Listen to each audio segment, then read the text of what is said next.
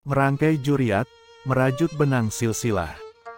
Harapan semua juriat bisa bersatu. Sejak kecil Sultan Khairul Saleh dikenal para kerabat sebagai anak yang tidak pernah diam. Ketika bertanya tidak akan tuntas hanya dengan satu jawaban karena akan terangkai dengan pertanyaan selanjutnya. Karakter ini melekat erat hingga menginjak dewasa. Kedekatan Sultan Khairul Saleh dengan kerabat, keluarga termasuk para juriat sangat kental. Ini tidak lepas dari pembawaan Sultan Khairul Saleh muda yang tidak pernah menyia-nyiakan kesempatan untuk mengenal lebih jauh tentang aliran darah bangsawan yang mengalir di nadinya. Setiap kali bertemu dengan kerabat yang juga menyandang gelar bangsawan seperti Gusti atau Antung dan lainnya, Khairul Saleh pasti akan bertanya silsilah. Anak siapa? Siapa kakek dan seterusnya? Kenang sang ayah, Pangeran Jumri. Bagi Sultan Khairul Saleh informasi ini penting demi mempererat tali kekerabatan. Ratu Raudatul Jannah ingat betul saat-saat di mana suaminya begitu semangat melakukan semacam penelitian mandiri untuk merangkai benang silsilah keturunan Kerajaan Banjar. Pada tahun 1997, Sultan Khairul Saleh mulai menginventarisasi silsilah juriat Kerajaan Banjar. Tidak hanya bertanya kepada para tetuha yang ada di Banjarmasin dan Martapura tetapi juga ke daerah-daerah lain di Kalimantan. Di beberapa kesempatan Sultan Khairul Saleh sengaja meluangkan waktu khusus untuk berkunjung kepada para tetuha di tempat-tempat yang cukup jauh hanya untuk menggali informasi silsilah. Namun karena keterbatasan waktu aktivitas tersebut disempatkan di sela-sela kegiatan dinas. Ketika bertugas ke daerah-daerah yang merupakan tempat tinggal juriat kerajaan, beliau berusaha menyempatkan waktu untuk sekadar bertemu dan bersilaturahmi sembari menggali informasi. Keseriusan Sultan Khairul Saleh tidak hanya sampai di situ. Untuk memperkuat data dan informasi tidak segan-segan Sultan Khairul Saleh melibatkan tokoh-tokoh masyarakat dan orang-orang yang berkompeten di bidang kesejarahan dan antropologi. Salah satu mentor yang paling sering dimintakan pendapat adalah Allahyarham Prof. Alfani Daud, seorang guru besar antropologi budaya pada program Pascasarjana IAIN Antasari Banjarmasin.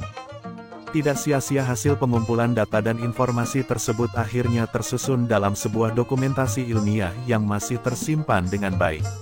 Sultan Khairul Saleh berharap upaya yang dirintis jauh sebelum dirinya menjabat bupati dan Sultan Banjar akan menjadi satu langkah untuk merekatkan kembali tali silaturahmi juriat. Dengan tersusunnya silsilah tersebut dapat menyatukan silsilah juriat yang ada dan tersebar dalam satu garis lurus menjadi silsilah keluarga besar Kesultanan Banjar. Dimulai dari raja pertama hingga generasi sekarang awal abad 21. Upaya Sultan Khairul Saleh mengangkat kembali Kesultanan Banjar sudah dirintis sejak lama. Bahkan jauh sebelum menjabat sebagai Kepala Dinas Pekerjaan Umum Kota Banjarmasin dan sebagai Bupati Banjar tahun 2005. Keinginannya mempertahankan tradisi budaya lokal khususnya Kesultanan Banjar, bukan untuk sebuah ambisi. Tetapi, apa yang dilakukannya tak lebih untuk melestarikan kembali Kesultanan Banjar yang lama pulas tertidur. Ibaratnya mengangkat batang nang tarandam, ucap Sultan Khairul Saleh berfilosofi. Mewujudkan keinginan luhur ini tidaklah mudah. Dengan pembawaan yang tenang, Sultan Khairul Saleh menanggapi dengan bijak setiap pendapat yang ada dan di sisi lain beliau secara intens menjalin kerja sama dengan sejumlah tokoh, khususnya kerabat Kesultanan Banjar yang bertebaran tidak saja di Kalimantan Selatan, tetapi juga yang tersebar di berbagai daerah di Indonesia hingga mancanegara. Sebagai kerabat muda, Sultan Khairul Saleh meminta masukan dan petunjuk kepada para tetuha Kesultanan Banjar. Tidak hanya sampai di situ. Dengan terah biru yang mengalir di tubuhnya, putra pasangan Haji Pangeran Jumri dan Hajah Kartina ini secara intens menjalin komunikasi dengan para raja serta pangeran di Nusantara. Melalui forum silaturahmi Keraton Senusantara dan Yayasan Raja Sultan Nusantara, Yarasutra, Indonesia Royal Foundation, Sultan Khairul Saleh banyak belajar dan mengetahui peran Kesultanan Banjar. Beliau merasa perlu bergabung dalam forum tersebut karena memang saat itu belum ada lembaga resmi kesultanan di daerahnya. Karenanya beliau bersyukur berkat upaya para zuriat atau keturunan, Kesultanan Banjar kini sudah memiliki wadah atau lembaga adat dan kekerabatan Kesultanan Banjar LAKKB. Terbentuknya Lembaga Adat dan Kekerabatan Kesultanan Banjar LAKKB, memiliki misi utama melestarikan nilai-nilai kearifan budaya daerah dan keraton Kesultanan Banjar. Para pengurus optimis terbentuknya Lembaga Adat dan Kekerabatan Kesultanan Banjar, maka pelestarian budaya Kesultanan Banjar akan bangkit kembali. Seperti yang sudah menjadi komitmen Lembaga Adat dan Kekerabatan Kesultanan Banjar LAKKB, apa yang dilakukan bukan untuk menumbuhkan kembali primordialisme atau feodalisme. Semua yang dilakukan tidak lain dan tidak bukan hanya untuk melestarikan nilai-nilai luhur budaya Kesultanan Banjar yang terancam oleh desakan zaman.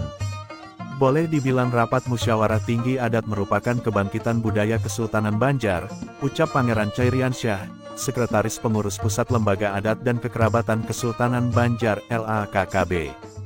Bangkitnya Sultan Banjar. Hari bersejarah itu terjadi pada Sabtu tanggal 24 Juli tahun 2010 di Hotel Arum Banjarmasin. Musyawarah Tinggi Adat menganugerahkan gelar Pangeran sekaligus Raja Muda Kesultanan Banjar kepada Gusti Khairul Saleh. Putra sulung dari pasangan Gusti Jumri dan Haj Kartina itu resmi menyandang gelar hierarki tertinggi di Kesultanan Banjar pasca pembubaran sepihak oleh penjajah Belanda di tahun 1860.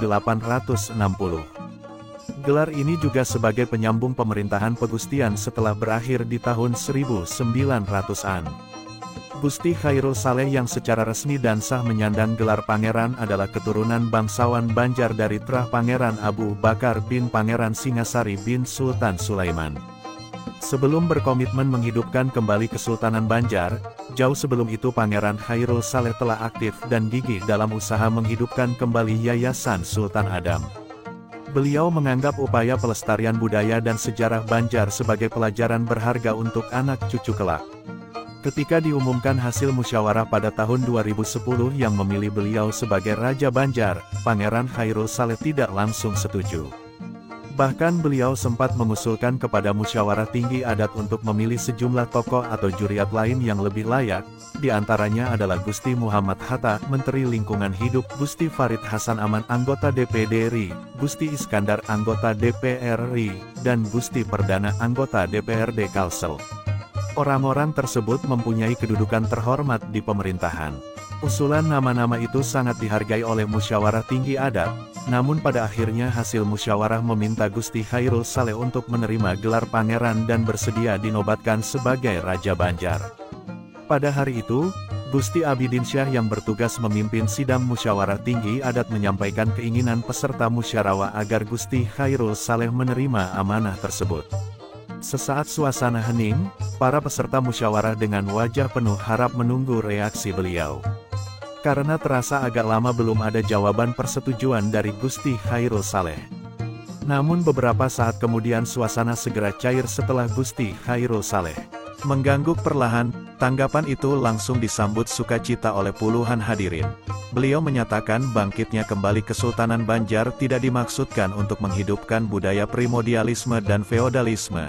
Tujuannya lebih kepada upaya melestarikan nilai-nilai luhur Kesultanan Banjar yang semakin hari semakin tergerus modernisasi. Selain itu, kebangkitan Kesultanan Banjar ini jangan selalu dihubungkan dengan politik karena itu hanya akan merusak usaha-usaha pelestarian budaya Banjar yang telah lama dibangun. Melestarikan budaya adalah kewajiban anak bangsa.